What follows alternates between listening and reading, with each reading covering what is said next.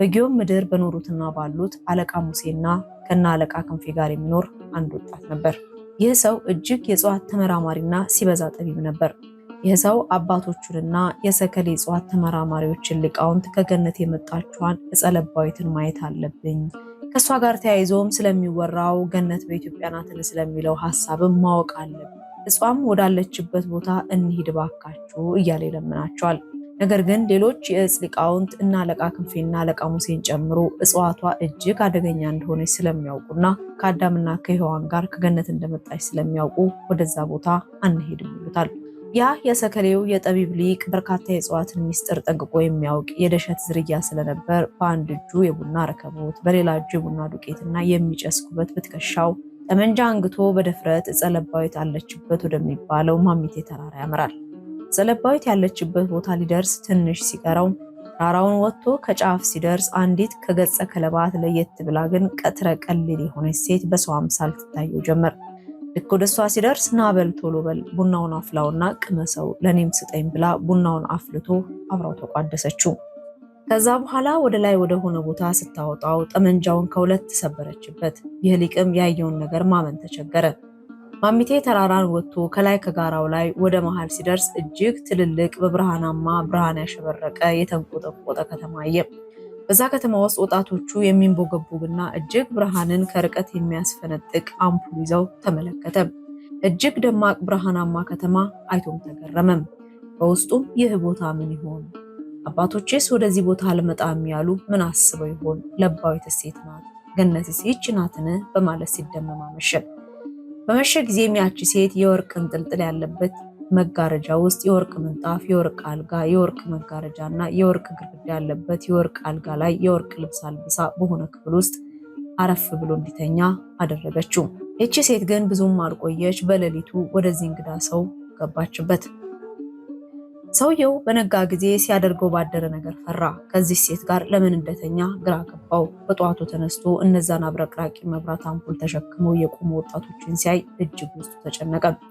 ወደ ቦታው የሄደው ዕፀ ለባዊትን ሚስጥር ለማወቅ ቢሆንም ዕፀ ለባዊትን ፈጽሞ አልጠየቅም ነበር። ከመፍራቱም የተነሳ በጠዋቱ ተነስቶ ማሚቴን ወደ ቤቴ ሊሄድ ነው ሸኝኝ አላት። ማሚቴም እንዲቆይ ብትጠይቀው እምቢ ይላታል። ጥበበኛ እንደሆነ በደንብ አውቃ ነበር። ምክንያቱም ጥበበኛ ያልሆነ ሰው ወደዚህ ተራራ ላይ ፈጽሞ መድረስ ቀርቶ ቀንዳሙ ገዳምና ከማሚቴ ግርጌ ያለውን ወንዙን እንደማይሻገር ታውቅ ነበር። እዛ ድረስ ለመሄድ ጥበብ እንደሚያስፈልግ ጠንቅቃ አውቃለችና እሺ ምን ላድርግልህ? ከአንተ እጅግ ብዙ ጥበብ አለ፣ ነገር ግን እስቲ ከኔ የምትፈልገው ምንድነው ንገረኝ አለችው። ሰውየውም እኔም እንደምታየን ጠቢብ ነኝ፣ የዕፅ ሊቃውንት ነን፣ ከኛ የሚደበቅና የሚሰወር የዓለም ሚስጥር ለአሳር ነው። ምክንያቱም አጋንንትን ከኃይል ላይ የሳበ የሚያናዝዝና ኮከብ እንደሚወጣ የተናገረ የሰማያትን ኮከቦችና ፕላኔቶች በባህር ውስጥ ነጸብራቅ አሻራ ያስቀመጠ የአያታችን የደሸት ልጆች ነን። ተመልከች፣ እኛ ዓለምን በመስታወት ነጸብራቅ ቁጥጥር ስር የምናስተዳድር ሰዎች ጠቢባን ነን። ዓለምን የምንቆጣጠር ብንሆንም እኔ እስካሁን ግን አንድ ጥበብ ብቻ ጎሎኛል፣ ከቻልሽ እሱን እሻለው አላት። እሱ የሄደውም በዕፀ ለባዊት ጅማ ማሰር እንደሚቻል በምርምር ደርሶበት ስለነበር እሷን ፍለጋ ነበር። የምርም ይሰራ ይሰር ለማጣራትም ነበር። ማሚቴም እንድሰጠ የፈለከው ጥበብ እርሱ ምንድነው አለችው። ሰውየውም በህይወቴ ጅብን እጅግ በጣም ስለምፈራ ጅብን ጠምጄ የማስርበት እንደፈለኩ የማዝበት ጥበብ ስጭኝ አላት። ምክንያቱም ዕፀ ለባዊትን የምትሰጠው መስሎት ነበር። ማሚቴም ምንም ሳታቅማማ ገቢሩንና ሚስጥሩን ሰጠችው፣ እጹንም ሰጠችው። እጹም በአሁኑ ሰዓት በኢትዮጵያ ብቻ ሳይሆን በዓለም ላይም እንኳ በዛች ስውር ማሚቴ ተራራና በግሽ አባይ ዙሪያ በጊዮን አቅራቢያ ብቻ ይገኛል። ይህም ሰው ማሚቴ የሰጠችውን ዕፅ ወደ ግሽ አባይ ወስዶ ተክሎት በግሽ አባይ ዙሪያ በጊዮን መፍለቂያ ትራስ ላይ ይገኛል። የእጽዋት ሊቃውንቱ ሁሉ ይህንን ጥበብ ይጠይቁት ነበር። ይህ ሰውም ሲኖር ከ8 ወር ከ29 ቀን በኋላ አንዲት ሴት ነጋሪቷን አስጎስማ ሰራዊቷን አስከትላ አድራሻውን ነግሯት ስለነበር ወደ ግሽ አባይ ዙሪያ ሰውየው መኖሪያ አካባቢ ትመጣለች። ሰውየውም ቤት ያለች ሚስቱ ልትወልድ ስለነበር በስራ ደፋ ቀና ይል ነበር። ከዛም ሰራዊትን አስከትላ ወደ ቦታ የመጣች ሴት ሰውየውን አስጠራችው። ሰውየውም ከቤት ወጥቶ ሰራዊት ያስከተለችውን ሴት ሲመለከት ግራ ይጋባል። ሴትዮዋ ያስከተለችውና ያጀቧትን አሽከሮች ሲመለከት እሷን ያየበት ቦታን ለማስታወስ ሞከረ። ያቺ ሴትም ማሚቴ መሆኗን አሳውቃ በተረጋጋ መንፈስ ስታስረዳው ያረገዘችው ልጅ የእርሱ እንደሆነ ስትነግረው ገባው። በእጃቸውም ታላላቅ ብርሃን አምፑል ይዘው የነበሩት አሽከሮቿንም እንደከብቧት ቆመው ነበር። ከዛም መውለጃ አዘጋጅልኝ አለችው። የቤቲቱ ሚስቴ ልትወልድ ነው፣ ስለዚህ እንዴት አድርጌ አላት። ማሚቴም ከከተማይቱ ያረገዝኩት ነው፣ ስለዚህ ከተሜ ያለችው ሌላኛዋ ናት በላቸው አለችው። እሱም እንደተባለው አደረገ። ማሚቴም ሰውየው ወዳዘጋጀላት መውለጃ ክፍሏ ስትገባ ሰራዊቶቹ ትተዋት ሄዱ። በፍጥነት ካጠገባቸው ተሰወሩ። ማሚቴም ወደ መውለጃ ክፍሏ በገባች በስድስተኛ ቀን ወለደች። ወንድ ልጅም ሰጠችው። 40 ቀን ሲሞላት አባቱን ጠርታ እንደኔ ሆኖ እንዲያድግ ትፈልጋለህ ወይስ እንዳንተ ብላ ጠየቀችው። ሰውየውም አማኝ ስለነበር እንደርሱ ሆኖ እንዲያድግ ገለጸላት። ከዛም ልጁን ክርስትና አስነስቶም ሰጣት። ከተወሰኑ ቀናቶች በኋላ ልጁን ይዛው ጠፋች። 18 ዓመት ሲሞላው አምጥታ ለአባቱ አስረከበችው። አባቱም ልጁን ባየ ጊዜ ታሞና ተዳክሞ ስለነበር የቄስ ትምህርት እንዲማር ወደ ባህር ዳር እንዲላክ አደረገ። ልጁም አድጎ ለአቅመ ምንኩስና ሲደርስ መንኩሶ ከዚያች ዕፀ ለባዊት አለችበት ከሚባለው ማሚቴ ተራራ ግርጌ ለእናቱ ማስታወሻ እንዲሆነው ከዚህ በፊት የነበረው ገዳም ላይ አንዳንድ ነገሮችን አስተካክሎ ቀንዳሙን ገዳም እንደገና ገደመው ይባላል። ልጁ ግን በዚህ ቦታ ዕፀ ለባዊት ብቻ ሳትሆን ገነትም አለች ብሎ በጽኑ ያምን ነበር። አንዱ ተመራማሪ ነኝ ባይ ይህንን ዜና ሰምቶ ከሩቅ አገር ሊመራመር ወደ ተራራው ወደ ገዳሙ ገባ። እሱም ወደ ቀንዳሙ ገዳም መሄድ ሳያስፈልገው አልቀረም። ይህንን የዕፀ ለባዊትን ቁም ነገር ይዞ መምጣት አስቧል። ተመራማሪውም በዚህ ጉዞ ውስጥ የደረሰውን ያገኘውን እንዲህ ማለት ይነግረናል። ብዙ ሰዎች ወደዚህ ማሜቴ ተራራ ለመውጣት ሞክረው ከተራራው ጋር እየተላተሙ እንደወደቁ ይነገራል። በአካባቢው የነበሩ አናብስትና አናብርት ድምጾች ሁሉ ከጊዜ ወደ ጊዜ እየሸሹ ቁጥራቸውም እየቀነሰ ሄዷል። ከዛ በፊት ግን በማሚቴ ዘመን ያቺ ቦታ በነብር ትጠበቅ ነበር ይባላል። እናም እንግዲህ ዕፀ ለባዊትን ወይ የበቁ አባቶች እየጠበቋት ነው ለማንም ተላልፋ እንዳትሰጥ፣ ወይንም አጋንንት ሊጠብቋት ይችሉ ይሆን? አጋንንትም ስለማይወዷት ሊደብቋት ይችላሉን? አንዳንድ የእጽዋት ሊቃውንት ግን በዛ በገነት በር በኩል እንዳለችና ከገነት አዳምን ተከትላ እንደመጣች ብቻ ነው የሚነግሩኝ። ቀንዳሙ ገዳም ላይም በቂ መረጃ አላገኘሁም። አንዱ ሊቅ እጽዋቷን በጣም ከፈለኳት ቆርጦ አምጥቶ እንደሚያሳየኝ እንጂ እኔ ሄጄ እንዳያት አልፈለገም። ነገሩ ግን እውነት ነው። ዕፀ ለባዊት ከአዳምና ከሔዋን ጋር ከገነት መጥታለች። ሌሎች እጽዋት ሲመለሱ እሷ ግን አልተመለሰችም። ለኛ በዚህ ዘመን ላለነው ዕፀ ለባዊትም ለዚህኛው ትውልድ እንደገነት ተደብቃለች። እኔ በበኩሌ ይህንን ሐሳብ በድፍረት እንደዚህ የምለው ኢትዮጵያውያን እጅግ የረቀቁ ሊቃውንትና ጠቢባን የገነትንና የለባዊትን መገኛ ስለሚያውቁ መናገሬ ጥፋት ያለው አይመስለኝም። ስለ ገነትና ስለ ዕፀ ለባዊት ለማወቅ በየቦታው ላይ ውርውር ስል ከአንድ ሊቅ ጋር ተገናኘው። እኚህንም ሊቅ የምፈልገውን ጥያቄ ጠየኳቸው። እሳቸውም እስቲ ልጄ ቀለል አድርገውና እንደረቀቁትን ዕፀ ለባዊትና ገነትን የሚያህል ነገር ከመፈለግ በፊት እስቲ በምድር ላይ ሆነው የተሰወሩ ወይም ደግሞ እስካሁን መቃብራቸው ያልተገኘ ትልልቅ አባቶቻችንን መቃብር መጀመሪያ ፈልገህ አግኝ አሉኝ። እኔም ግራ ገባኝ። ለነገሩ እዚህ ምድር ላይ ገነት ብቻ አይደለችም የጠፋችው፣ የሙሴ መቃብርና የአልዓዛር መቃብር ሁሉ የታሉና አልኩኝ። ቢታንያ ምድር፣ ግብፅ፣ ኢትዮጵያ የት እንዴት ሆኖ? በዚች ሀገር ሚስጥር እኮ ግሩም ነው። ዞሮ ዞሮ እሳቸው እንዳሉኝ መፈለጌን ቀጠልኩ። ገነትን እንዴት እፈልጋለሁ? እንኳን ገነትን መቃብርን እንኳን ፈልጌ ማግኘት የማልችል ተራፈር መሆኔ አሁን ተወሳለኝ። እንዲህ በሐሳብ ስባዝን እሺ የሙሴ መቃብር ሴት ነው፣ ለምንስ ከሰዎች ተሰወረ?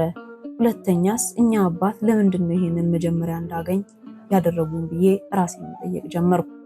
እኛ አባት ቀጠል አድርገው ጥያቄውን እንከር አድርገው ጠየቁኝ። ሙሴ ለምን የመሬት ርስት ተነፈገችው ነበር ያሉኝ።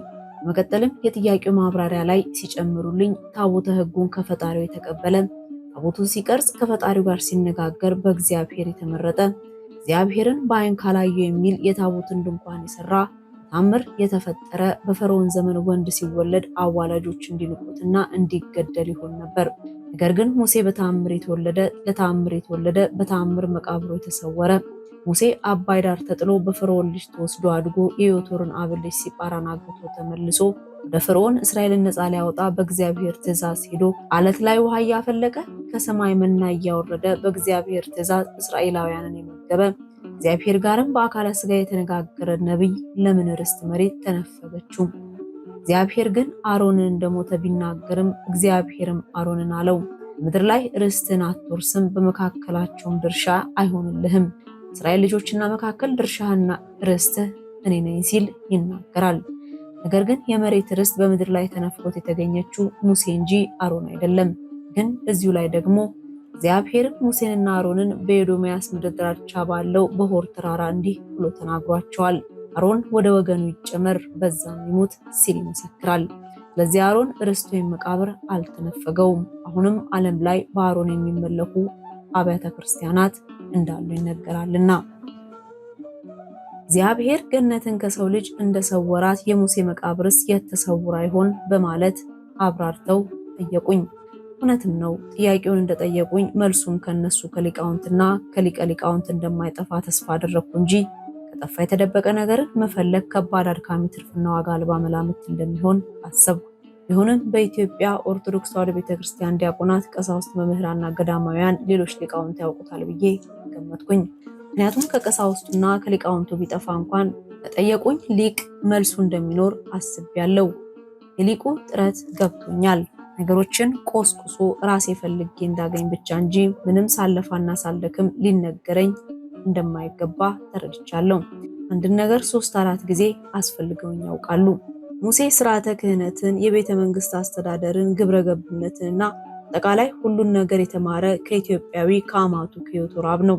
ምንም እንኳ ሙሴ ሌዋዊ ዘር ቢሆንም የዮቶር አብን ልጅ ማግባቱና መውለዱም ከፊል ኢትዮጵያዊ ያስብለዋል። ሆኖም ግን እስራኤልን ነፃ ለማውጣት የተላከ ከኢትዮጵያዊ ኦቶር አብ ነፃ መውጣትን ተምሮ ነው። ዘመኑም 1600 ዓመተ ዓለም ወዲህ ዮቶር አብ የኖረበት ብዙ ልጆች የነበሩት አባት ዘመን ይመስለኛል። ሙሴም ወደ እስራኤል የተላከበት ዘመን ይህ 1533 ዓመተ ዓለም ገደማ መሆኑን አያጠራጥርም። ሪራስ አማን በላይ እንደሚሉትም ከሙሴ እስከ ሰለሞን 580 ዓመት ማለት ነው። ይህ ማለት ደግሞ ሰለሞን የነገሰበት ዘመን 1053 ዓመተ ዓለም በኋላ መሆኑ ግልጽ ነው። የግብጽ ፒራሚዶችም የተሰሩት እስራኤልን ባርነት ጉልበት ስለነበር ምናልባት የኛ የሆነው ወደኛ ቢባልም አንድ ኢትዮጵያውያን አበው ሊቃውንትና ጀምስ ብሩስን ጨምሮ የግብጽ ፒራሚድ የሰሩት ኢትዮጵያውያን ናቸው ቢሉም መጽሐፍ ቅዱስ ደግሞ እስራኤላውያን እንደሰሩት ይጠቁመናል። ምናልባት ኢትዮጵያውያን ሰሩት የሚለውን ፍቀውት ከሆነ ሊሆን ይችላል። የግብጽም ሰዎች የእስራኤልን ልጆች በጭቃ ጡብ በማሰራት ቢያስቸግሯቸው ስራ ሁሉ ያለ ገለባ ጭቃ በማስረገጥ ባስጨነቋቸው ጊዜ ሰሪዎችን የሚያፋጥኑ አለቆችንም በእነርሱ ላይ ሾመው ባሰሯቸው ጊዜ የግብጽን ጡብ ከመስራት ያድናቸው ዘንድ ወደ እግዚአብሔር ጮሁ እና ሙሴ እስራኤልን ከዚህ ማጥ ለማውጣት ከኢትዮጵያ ወደ ግብጽ መሄዱ ግልጽ ነው። ሙሴም ግን ነፃ ሊያወጣ የሄደው ይህንን ሕዝብ ነው። ከማን ተምሮ? ከኢትዮጵያውያን አማቱ ዮቶር አብ። በኋላም አማቱ ዮቶር አብ ሲጳራንና የሙሴ ልጆች ይዞ ወደ ኢትዮጵያ በመሄድ አለቆችን እንዲሾምና ስራ እንዲያቀል ብቻውን እንደማይወጣው ፍርድን ለሚሹ ህዝቦች አለቃ እንዲያዋቅር አስተምሮት ወደ ሀገሩ እንደተመለሰ መጽሐፍ ቅዱስ ያስረዳል። ዮቶር አብ ማለት በእኔ ጥናት የካም ትውልድ የታላቁ የጻድቅ የኢዮቤ ልጅ የአዳም 29ኛው ትውልድ ነው። ወደ ተነሳንበት ወደ ዋናው ጥያቄ እንመለስ። እግዚአብሔር ለምን የሙሴን መቃብር ሰወራት? ርስትንስ ለምን ነፈገው? ሙሴ እንደ ቅዱስ ያሬድና እንደ ሄኖክ፣ ነቢዩ ኤልያስ፣ እዝራ፣ ሱቱኤል፣ መልከጼዴቅ አልተሰወረም ሞቷል። ግን ለምን ርስት ተነሳው? በስሙስ ዓለም ላይ ለምን መታሰቢያ ቤተክርስቲያን አልተሰራለትም? ስለዚህ ርስት ተነፍጎታል። ግን ለምን? ሙሴ ምን አጠፋ? ርስት የተነፈገው ወደፊትስ ለሙሴ መታሰቢያ ቤተክርስቲያን ይታነጽ ይሆንን? ሊቃውንት አባቶች እንደሚሉት ግን በሙሴ ስም ወደፊትም አንድም የሚታነጽ ቤተክርስቲያን እስከ ዓለም ፍጻሜ የለም ነው። ስለዚህ ለማያውቀው ትውልድ መፈለጉ ግድ ይላል። ሙሴን መቃብር እንኳን መሬት የተነፈገችበትን ምክንያት ሳላውቅ ገነትን የት ላገኛት ፍለጋ እንዴት ጀመርኩ? ለማንኛውም ይህንን ጥያቄ ይዤ ወደ ሊቃውንት ተጓዝኩ። በምድርም ካለው ሕዝብ ሁሉ እኔና በሕዝብ ተለይተን እንከበር ዘንድ አንተ ከኛ ጋር ካልሄድክ እኔና ሕዝቡ አንተ ዘንድ እውነትን ሞገስ ማግኘታችን በምን ይታወቃል አለው።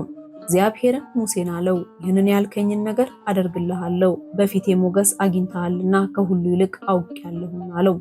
ተመረጠው ከወደደው ለምን የምድር ርስት ተነፈገው? ስለዚህ እንደ አንድ አጥኚ ስለ ሙሴ መቃብርና አሟሟት መረጃ መሰብሰብና ሊቁ የጠየቁኝን ጥያቄ መልስ መስጠት ነበረብኝ። በርካታ መረጃዎችን ሳሰባስብ በርካታ እይታዎችና መልሶችን አግኝቻለሁ። በጣም በርካታ ፈላስፎች ስለ ሙሴ ርስት መነፈግ የሚሉት ይህ ነው። ሙሴ እስራኤላውያን እጅግ ይወዱት ያከብሩትና ያፈቅሩት ነበር። እንደ ፈጣሪም ይቆጥሩት ያመልኩት ነበር። ታላቅ ወንድሙ አሮን እንኳን ሳይቀር ከማክበሩ የተነሳ ጌታ ሆይ ብሎ ይጠራው ነበር። በአንድ ወቅት በጉዞ ላይ ሳሉ ሙሴ አሮንን ለምን ለእስራኤላውያን የጥጃ ምስል ሰራህ ብሎ አሮንን ተቆጥቶታል። የሰሩትን ጥጃ ወስዶ በእሳት አቀለጠው፣ ፈጨው፣ አደቀቀው፣ በውሃ ላይም በተነው፣ ለእስራኤል ልጆችም አጠጣቸው። ሙሴም አሮንን ይህንን ታላቅ ኃጢአት ታመጣበት ዘንድ ይህ ሕዝብ ምን አደረገ አለው። አሮንም ጌታ ሆይ በእኔ ላይ አትቆጣ፣ የዚህን ሕዝብ ጸባይ አንተም ታውቀዋለህ አለው። ስለዚህ አሮን ሙሴ ታናሽ ወንድሙ ጌታ ሆይ ብሎ የጠራውን እስራኤላውያንን ምን ሊሉት እንደሚችሉ ግልጽ ነው፣ ጌታቸው ነው። እንደገናም እግዚአብሔር ሙሴን ተናገረው፣ እንዲህም አለው፣ ከግብጽ ምድር ያወጣሃቸው ሕዝብህ በድለዋልና ሂድ ፈጥነህ ውረድ ብሎታል። ስለዚህ ሙሴን እስራኤላውያን እንደ ፈጣሪ ስለቆጠሩትና ከእግዚአብሔር ጋር የሚያገናኛቸው ሁለተኛ ፈጣሪ እሱ ነው ብለው ስለሚያስቡ ከዕለታት አንድ ቀን ከዛፍ ላይ ወጥቶ እግዚአብሔርን ለማግኘት ከፍተኛ ጉጉት ስለነበረው ዛፍ ላይ ሳለ እንቅልፍ ወስዶትና ዘንግቶ በእንቅልፍ ወደ መሬት ወደቀ። እዛም እስራኤላውያን ስጋውን ተቀረማምተው በሉት። ስለዚህ ሙሴ በምድር ርስት ሊኖረው አይችልም ይላሉ። እኔም ይህንን የፈላስፎች እይታ ወደ ውስጤ ካስገባ በኋላ ዲያቆናትን፣ ቀሳውስትንና መሪጌቶችን ጠየቁ።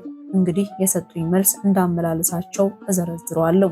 ተመሳሳይ የሆነውን ሐሳብ ትቼዋለሁ፣ አንዱን ብቻ ሐሳብ አስፍሬያለሁ ለማለት ነው። ከጠየኳቸው መሪጌታ አንዱ ይህንን መልስ ሰጡኝ። ሙሴን እስራኤላውያን እጅግ በጣም ስለሚወዱትና እግዚአብሔርም እስራኤላውያንን ሙሴን እያመለኩ ራሱን እንዳይረሱት ሙሴ ፈጠረ ብለው አምላካችን ሙሴ ነው እንዳይሉና እንዳይሰናከሉ ብሎ የሙሴን መቃብር ከእስራኤላውያን ሰወራት የሚል መልስ ሰጥተውኛል። እዚህ ጋር ልብ ማለት ያለብን እስራኤላውያን በግብጽ በሚኖሩበት ሰዓት ጣዖት ይመለክ ነበርና ያንን የጣዖት አምልኮ አስተሳሰብ ጥለው ስላልመጡ እጅግ በትንንሽ ነገሮች ይሰነካከሉ ስለነበር ነው። ብቻ ብዙ መልሶች ተሰጥቶኝ በሚሰጠኝ መልስም ነገሮችን ሰብሰብ አድርጌ ለመያዝ ሞከርኩኝ። ምናልባት ያችን ግዙፍ ስውር ገነት ማግኘት እጅግ ፈተና እንደሚሆንብኝ ከወዲሁ ታወቀኝ። እነዚህ ሰዎች ስለ አንድ መቃብር መሰወር ይህንን ካሉና ሁሉም ቀሳውስትና ዲያቆናት ቢጠየቁ በየተጠያቂው ቁጥር አንዳንድ የተለያዩ ሐሳቦች ሊነገረኝ እንደሚችል አሰብኩኝ። ደግሞም አገኛለሁ። ይህ እይታ ምናልባት ገነትን በጥናት መጻሕፍትን በማገላበጥ ካልሆነ በስተቀር ሰዎችን በመጠየቅ የሆነ ፍንጭ እንደማይኖርና ቢኖርም የሚናገሩት አንዳንድ ሰዎች እንደመሰላቸው የሚነግሩኝና እኔም በህልም ላይ የቃዣው እንደሆነ ተሰማኝ። የማይጨበጥ ተራ ህልምም የሚሆንብኝ መሰለኝ። ምክንያቱም የሙሴን መቃብር ያለበትን ቦታና ለመደበቁ ሚስጥር አንድ አይነት መልስና መረጃ ላልሰጠኝ መረጃ አሰባሰብ ገነት እንዴት ተደርጋ ልትገኝ ትታሰባለች? ምክንያቱም ከተሰወረችው ገነት ይልቅ የሙሴ መቃብር ፍለጋ ቀላል መስሎ ታይቶኝ ነበር። ነገር ግን የፍለጋ ትንሽም ሆነ ትልቅ የለውም። እንደሚገኘው መረጃ መጠንና እውነታ ይለያያል እንጂ እንደ ሰው እውነታም ቢሆን ይለያያል። በአንድ ጥናት ላይ ሰነፍ ላለመባል የማያውቁትን መልስ መመለስ እንዴት ያለ የህሊና ኃጢአት ይሆን? ጥያቄንም ጉዞዬንም አላቆምኩም። መጽሐፍ ቅዱስንም ሳገላብጥ እነ አብርሃም፣ ይስሐቅ፣ ዳዊትና አዳም መቃብር እንጂ የሙሴን መቃብር የሚጠቁም መረጃ አላገኘሁም። የሙሴ መቃብር መደበቁ ብቻ ሳይሆን ለምን እንደተደበቀ ራሱ አይታወቅም። ፈላለጌም መቃብሩ የተደበቀበትን ሚስጥር ነው። ምናልባት በዚህ ሐሳብ ውስጥ አጥብቆና ላልቶ በማንበብ የሚገኝ ሚስጥር ይኖር ይሆን በሚል ጥርጣሬ አደረብኝ። ከብዙ ተስፋ አስቆራጭ ፍለጋ በኋላ ቢያንስ ድምዳሜ ላይ መድረስ እንዳለብኝ ወሰንኩኝ። ጥያቄውን ለጠየቁኝ ሊቅ መልስ ይሆናሉ ያልኳቸው ነጥቦች ይዤ ቀረብኩኝ። መልሶቹ ትክክል እንደሚሆኑ ገምቼ ነበር። ምክንያቱም ጥያቄው ለኔ አዲስ ነው፣ አላውቀውም። ሊቁ መልሶችን ተመለከቱና ፊቅ ፊቅ ከት ከት ፍንድት ብለው ሳቁብኝ። ሲስቁብኝ ደስ ብሎኝና ትክክለኛው መልስ አግኝቶ መስሎኝ ነበር። እዛም ቅኔ ተምረሃል አሉኝ። ኧረ አልተማርኩም አልኩኝ። ቅኔ ሳይማሩ እንደዚህ አይነት ምርምር ውስጥ መግባት የሞት ታክል ሀፍረት እየተሰማኝ ከ16 ዓመት በላይ የተማርኩትን ዘመናዊ ትምህርት አምርሬ ጠላሁት። ግማሽ ዕድሜም በውጭ ሀገር ትምህርት ለኛ ምንም በማይፈየድ ትምህርት ላይ ያቆሰልኩት አይምሮዬ ቅንጣት ታክል እንኳ ለግዕዝና ለቆሎ ትምህርት እንዲሁም ለቅኔ አድርጎት ቢሆን አልኩኝ። ነገር ግን ከመመራመሬ እንደማልቆም በመጠየቅና በማንበብ ብቻ ተመራማሪ መሆን እንደማልችል በማመን ወደኋላ ልመለስ አልፈለኩም። ሊቁ ጥያቄያቸውን ቀጠሉ። ግዕዝ ትችላለህ? ሁለተኛው የሊቁ ጥያቄ ነበር። በማንበብ ያገኘኋቸው ቀላል እጅግ ቀላል የግዕዝ ቃላት ትርጉም ሞክራለሁ። ማለትም ነጠላ ገስ የሚሉትን ሞክራለሁ። ለማጥናትም ቢሆን ጊዜ የሚወስድብኝ አይመስለኝም። ቢያንስ የግዕዝ ፊደላትና ቁጥሮችን አነባለሁ። ሌላ ሚስጥር ግን አልችልም አልኩኝ። አሁንም ለዚህ ባለቤት የሌለው ሰማያዊ ቋንቋ ሳላጠና ያልከፈልኩት የጊዜ ዱቤ ከፊት ለፊቴ እንደ ክረምት ናዳ ገዝፎ እየታየኝ በልበርታ። በእርግጥ ይህንን ጥያቄ የሰጠው የከተማና የገጠሩን ቀሳውስት ለማወዳደር ነው። ከጸጋ ኢየሱስ ገድል ተነስተ በልጅነት ያንን ስዕል ስለማታውቃቸው ግርማን ዓለምም ስለማያውቃቸው ግርማን እንስሳት ስነ ፍጥረት እንኳን እንስሳትና አራዊትን ከሚገዛ ከሰው ልጅ በፊት ረቡ ስለተፈጠሩ ግርማን እንስሳት አስለ ያስቀምጥከው ስዕል የሆነ ራሱ ተልኮ ይኖረው ይሆን ብዬ ነው። ማለቴ ሚስጥራትን የሚገልጡት በአህያና ባልተጠበቀ በተናቀ ሰው ወዘተ ነው በሚል ነገር ስላለ ላስተውልህና ልከታተል ፈልጌ ነው አሉኝ። እንዲሁም ገነት የት እንዳለች አጠናለሁ ካልክና ዝም ብለህ አዳም በኤልዳ ወደ ተሰደደባት ምድር ከገነት ሲባረር መጣ ብለህ መጽሐፍ ሄኖክን መጽሐፍ ብቻ አድርገህ ገነት እዚህ ቦታ ናት በአንዱ ተራራ ላይ ናት ብትል ወሬ እንጂ ጥናት መሆን አይችልም እኮ። ነገር ግን እግዚአብሔር እንደፈቀደልህ አስተውለህ መታየት የሌለበትን ነገር መታየት እንደሌለበት፣ መታየት ያለበት ነገር መታየት እንዳለበት መመርመርና ቆም ብሎ ማሰቡ የተሻለ ነው። ነገሮችን በጥንቃቄ ተመልከት፣ እንዳትስትም አስተውል። የምትሄድበት መንገድ ሲከብድህ የራስህ ፍልስፍና ላይ ታርፍና የምትፈልገውን ነገር ትተህ የራስን ፍልስፍና ተንተርዘህ ትተኛለህ። በእርግጥ በጉዞ የምችለውን ሁሉ ላግዝህ ዝግጁ ነኝ። ገነትንም ሆነ ዕፀ ለባዊትን ለመፈለግ አነሳስህ ራሱ ገርሞኛል። ነገር ግን በዚሁ ብዙ ነገሮችን እንድትፈልግ አደርግሃለሁ። ምናልባት አዳዲስ ከተሞች በዳጋ እስጢፋኖስና በተለዩ ሐይቆች ውስጥ ይኖራሉ አሉምም። ከተሞቹ ግን ሁለት አይነት ናቸው። አንደኛው የተፈቀደላቸው ጠቢባን ብቻ አይተውት የሚመለሱ ከሌላው ዓለም የተሰወሩ ደሴቶች አሉ። አንዳንዶቹ ደግሞ ሰው ያልሆነ ነገር የሚያያቸው ናቸው። ለማንኛውም አንተ ገነትንና ሌሎች ነገሮችን ማወቅና ለማጥናት የምትከራከረኝን ሐሳብ ማስተዋል ይጨመርበትና ይህንን የሙሴን ርስት መነፈግ ሚስጥር በትክክል ይዘህ ስትመጣ ሌላ የምትፈልገው ነገር እጠቁምህና ከዛ ጥናቱን ላንተ ተወዋለሁ። በዛሬ ግን እዚህ ጋር እናብቃ ብለው ይቋሰናበቱኝ። እኔም ወይ የሄድኩበት ጥናት መጨረሻው ምን እንደሆነ አላወቅኩ፣ ወይ ገነትንና ዕፀ ለባዊትን ሳላገኝ እንዲሁ ልቤ እንደተንጠለጠለ አለሁበት ተነስቼ ቀስ ብዬ ማዝገኝ ቀጠልኩ።